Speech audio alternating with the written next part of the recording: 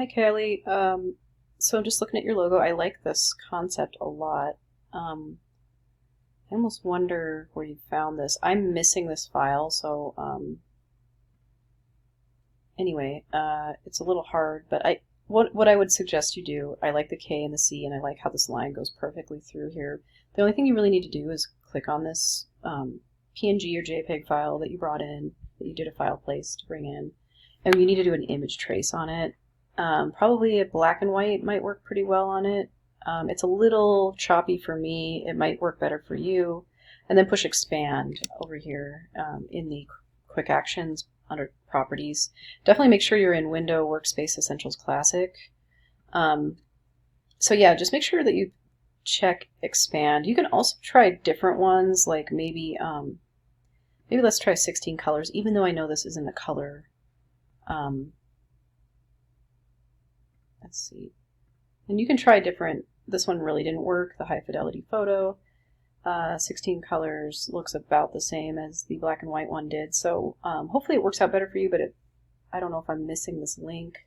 But let's go ahead and expand that. So it's a little choppy, but if we have it selected with the black arrow tool, we can go over here. The smooth tool is a great thing to use. It's under the shaper tool. And you just need to click and hold it down to get to the smooth tool. And make sure that this shape is selected when you go to use the smooth tool. Sometimes when you click to find the smooth tool, your shape ends up getting deselected, so you have to go back to the black arrow tool, reselect, and then go back to the smooth tool. But we can actually just smooth out these lines with the smooth tool. And you just run it along, click and hold down, and kind of run it along the side. And you probably don't have to do it more than a couple times with this particular shape. And that will help take some of the jaggedness out of this shape. I'm going to use the white arrow tool to select one little line at a time.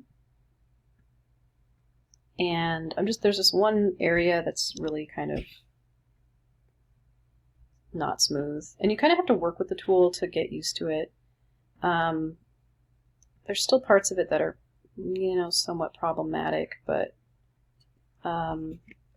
zooming in can help with that too. And let's see, I think I need to delete the white background too on this. So if we take this out here, you can see it has a white background. So we need to use this tool, the white arrow tool, to delete that. One thing too, if this line isn't tracing very well for you, it's just because it's low resolution. We might need to go online and just find another line wave.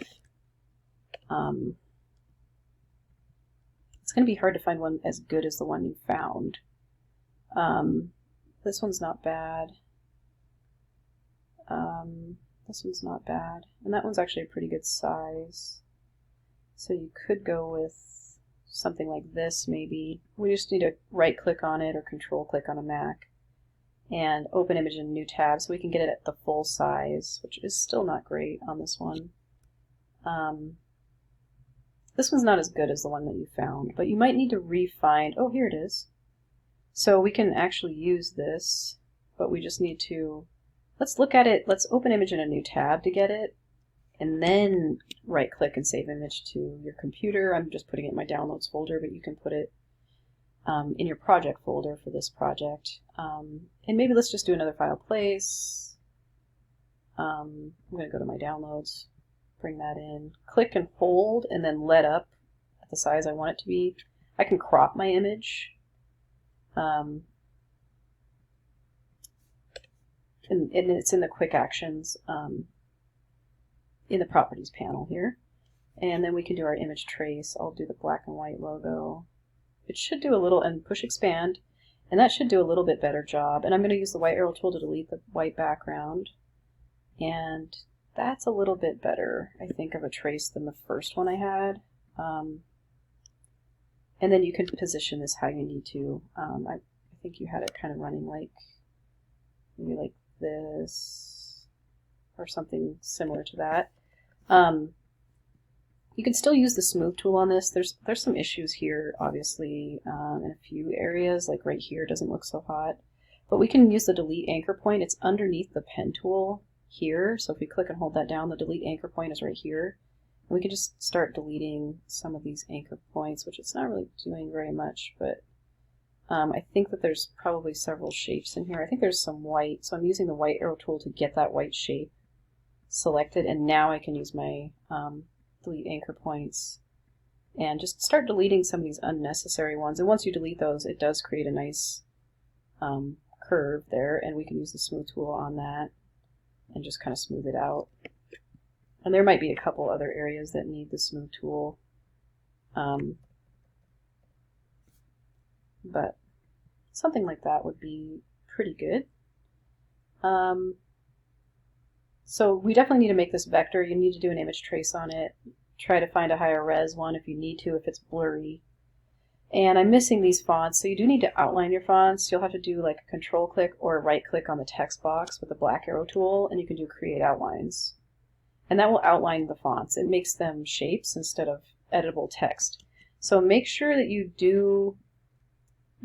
outline your fonts as a last step though, because once you outline them, you can't edit your text anymore. So we definitely want to do that as a last step.